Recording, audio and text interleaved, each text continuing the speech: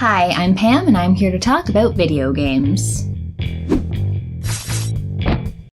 2019 was a great year for video games, and I will be getting to making my top 10 list soon. But first, I just wanted to talk about 5 games that I found disappointing this year. For the most part, these were games that I had high expectations for that just weren't met, or they were follow-ups to some games I loved where these ones just didn't meet the mark for me. First is After Party. This is the one I'd say is least disappointing. It's not a bad game by any stretch. I actually thought it was decent. But after the developer's previous game, Oxenfree, which I really loved and made it to my top 10 of 2016, this one just fell short. It's about 2 characters, Milo and Lola, who have died suddenly and found themselves in hell. They hear that in order to escape hell, they need to beat Satan in a drinking contest, so they go off to do that. It's got the same kind of snappy dialogue and conversation options that Oxenfree had, but nothing hits quite as hard. Whereas Oxenfree has a spooky atmosphere and the radio mechanic to enhance all the walking and talking, After Party didn't have much of a hook. There's a drinking mechanic where, depending on the drink you order, you can get different dialogue options, but it never seemed to make that much of a difference. Hell seems like it should be a fun place to explore, but it all felt kind of empty.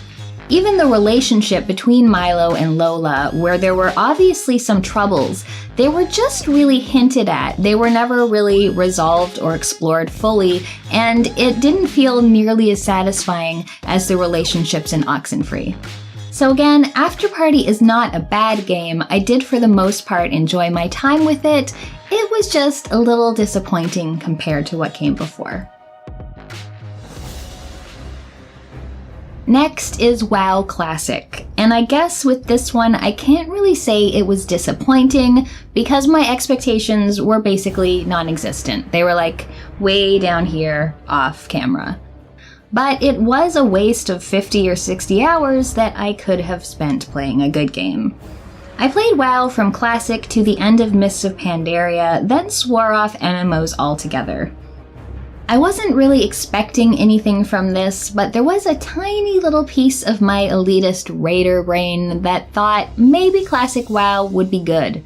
It would bring it back to when things were more difficult, before it started catering to the casuals. But no, it wasn't really harder, nothing was more satisfying, everything just took longer. 1 flight path per zone, boring talent trees, 90% of the gear having dumb combinations of stats. Sometimes things are changed for the better, and WoW Classic made that very obvious. Another follow-up to a game I really loved was Telling Lies. It's by Sam Barlow, who had previously made Her Story, a great FMV detective-style game that involved going through police interview tapes. Telling Lies takes that formula and expands it considerably. Rather than videos of a single woman, this one involves multiple characters, undercover agents, and a lot of story to unravel. Like Her Story, you're searching for clips on a computer. The problem is that these clips are basically one-sided Skype calls. So you might find an 8-minute video, and half of that video is just watching the person stare silently at the screen, listening to the other person, whose side of the video you don't get to see. This is not compelling. To make things worse, each video starts at the keyword you searched for, so a lot of time is spent scrubbing back and forth through the videos, which is incredibly slow.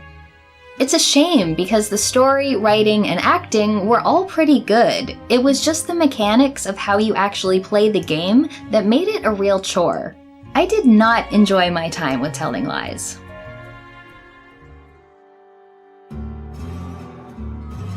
When I heard that Tim Kaine and Leonard Boyarsky were making a new RPG, I was very excited. They made the original Fallout and were 2 of the 3 founders of Troika, who made Vampire the Masquerade Bloodlines and Arcanum. Great RPGs. But Outer Worlds just didn't do it for me. The game does have really likable characters, and there were 1 or 2 quests I found very interesting and really made me think. But the problem is, the game's just not fun to play. As far as combat goes, it's almost exactly like the newer Fallout games.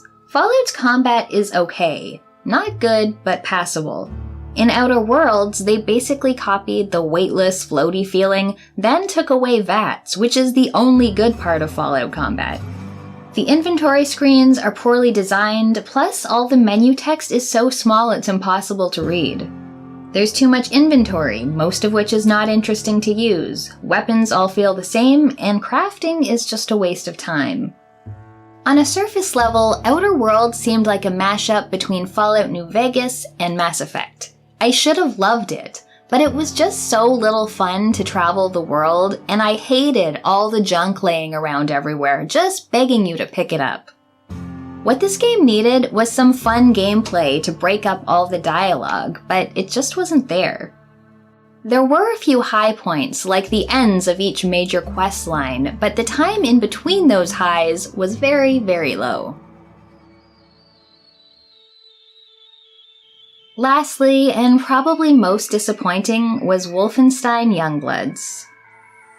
This is a co-op shooter where you play as BJ and Anya's twin daughters as they go looking for their missing father. The first hour or 2 of this tricked me into thinking that it was going to be a good game. There was a focus on story and characters, and the missions were exciting and well thought out. But then you get to the hideout in the Paris underground, and the game kind of turns into something akin to an MMO, where you do rote, repetitive missions to kill some commander or get some intel, and level your character up. The first 2 Wolfensteins were great because they combined intense, frenetic combat with a heavy emphasis on story, the characters you meet, and BJ's own inner thoughts. Who thought that putting story and character on the back burner and emphasizing revisiting the same maps, fighting the same bullet-spongy enemies, and spending an inordinate amount of time in menus was a good direction to take the series? The game has 3 different types of currencies to get new abilities and cosmetic items, including one that's purchased with real money. I hope we get a Wolfenstein 3 to erase the memory of this. So those were 5 games from 2019 that disappointed me. Let me know in the comments if there's any games that you felt let down by or didn't quite meet your expectations. And don't forget to come back in about a week or so when I'll share my 10 favorite games of the year. If you want to see more, check out my favorite games from 2018 or another of my videos. I have a Patreon if you want to support my content. Thanks for watching, and I'll see you next time.